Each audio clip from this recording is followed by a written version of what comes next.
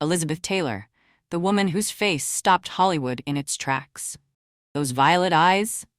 They're what you notice first and just about the last thing you ever forget, said Roddy McDowell, her lifelong friend and confidant. Mike Nichols, who directed her to an Oscar, put it simply, "She's the most incandescently beautiful woman I've ever seen. Her beauty exists on film the way Garbo's does." I want to explore the beauty and talent of Elizabeth Taylor. She is one of my favorite actresses of old Hollywood and beyond. What made Elizabeth Taylor's beauty so extraordinary?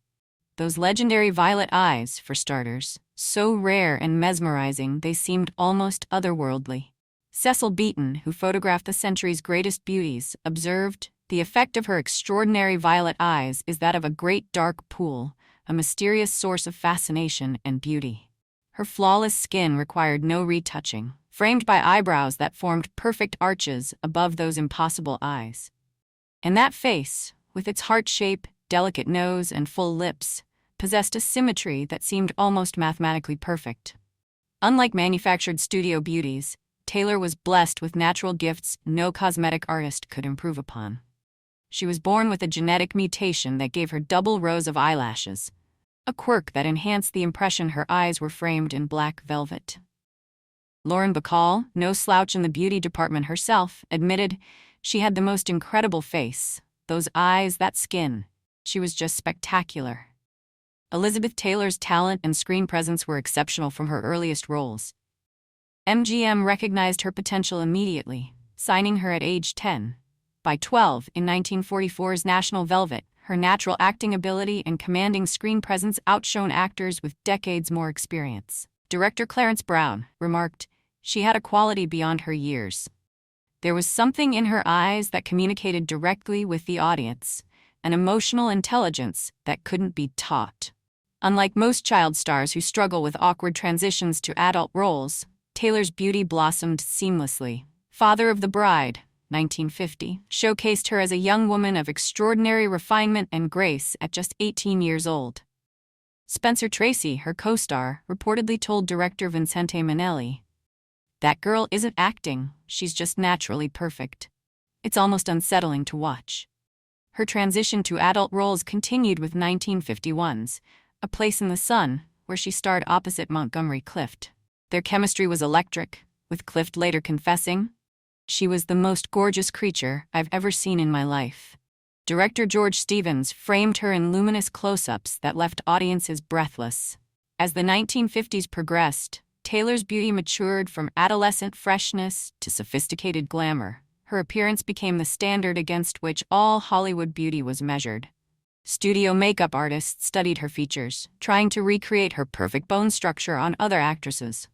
Throughout this period, Taylor's beauty was enhanced by MGM's legendary costume designer Helen Rose, who created looks that showcased Taylor's tiny waist, reportedly 21 inches, and perfect shoulders. Her style was the epitome of 1950s femininity, defined waists, full skirts, and jewel-toned colors that complemented her coloring.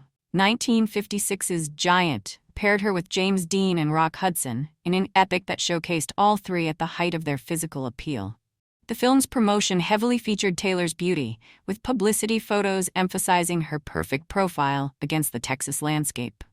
Hudson, who worked with Hollywood's most beautiful women, declared, "Elizabeth Taylor is the most beautiful woman I have ever seen. Not just her looks, but her entire being, her manner."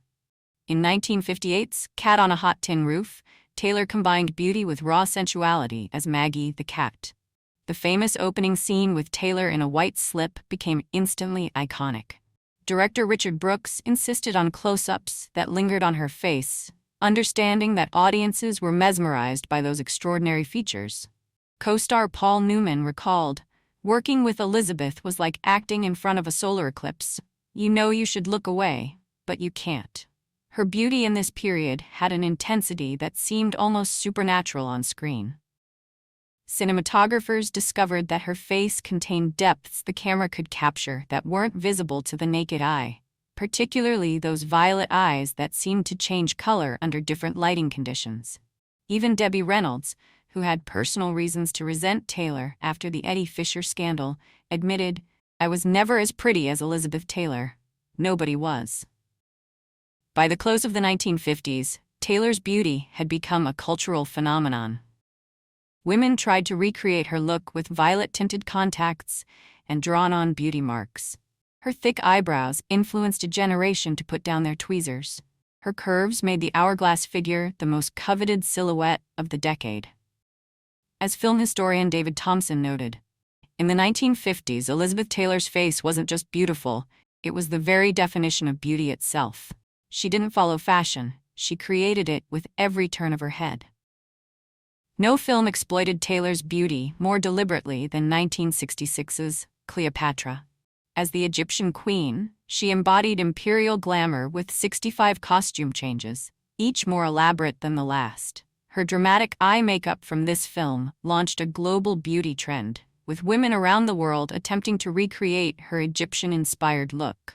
The production was the most expensive film ever made at that time, with a significant portion of the $44 million budget devoted to showcasing Taylor's beauty.